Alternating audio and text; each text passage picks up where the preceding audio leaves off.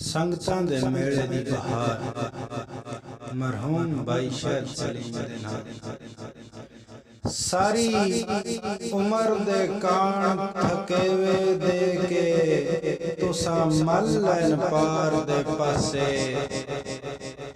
ਸੰਗ ਨਿਖੜਨ ਆਸਫ ਵਾਂਗ ਸ਼ਰੀਆਂ ਹੋ ਵੈਂਦੇ ਲੋਕ ਉਦਾਸੇ ਕਿਦੇ ਹਿਜਰ ਦੇ ਜ਼ਖਮ ਮਰਮਾ ਮੰਦਨ ਕੰਮ ਆਉਂਦਨ ਕਦਣ ਦਿਲਾਸੇ ਹੋਠਾਂ ਦੀ ਮੁਆਠ ਨੂੰ ਪਿਛਲੀ ਜ਼ਿੰਦਗੀ ਬਾਤ ਕੋਈ ਨਹੀਂ ਨੱਪਦੇ ਹਾਸੇ ਤੇ ਜੁਦਾਈ ਦੇ ਦੋ ਦੁੱਖ ਹੋਰ ਦਿਲ ਮਜਨੂ ਸਿੱਖ ਦੇ ਸਹਿਰਾ ਵਿੱਚ ਖੜੇ ਅਮਨ ਢੁੰਡਦਾ ਵਦਈ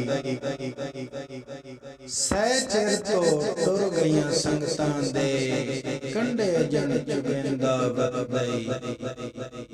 ਮੇਰੇ ਸ਼ਾਮੀ ਟੁਰੇ ਹੋਏ ਪਾਰ ਦੇ ਵਾਸੀ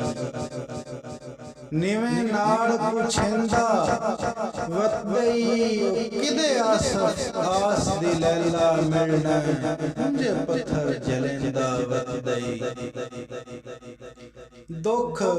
ਵਖਰੇ ਸੱਜਣ ਵਸੇਬੇ ਤੋਂ ਦਿੰਦੇ ਆਸਫ ਕਮਰ ਨਿਵਾਏ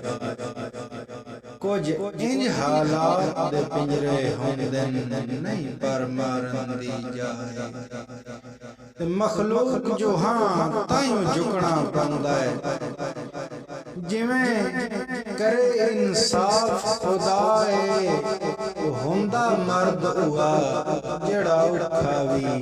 ਵੰਜੇ ਚੁੱਪ ਚੁੱਪ ਵਕਤ ਨਿਭਾਏ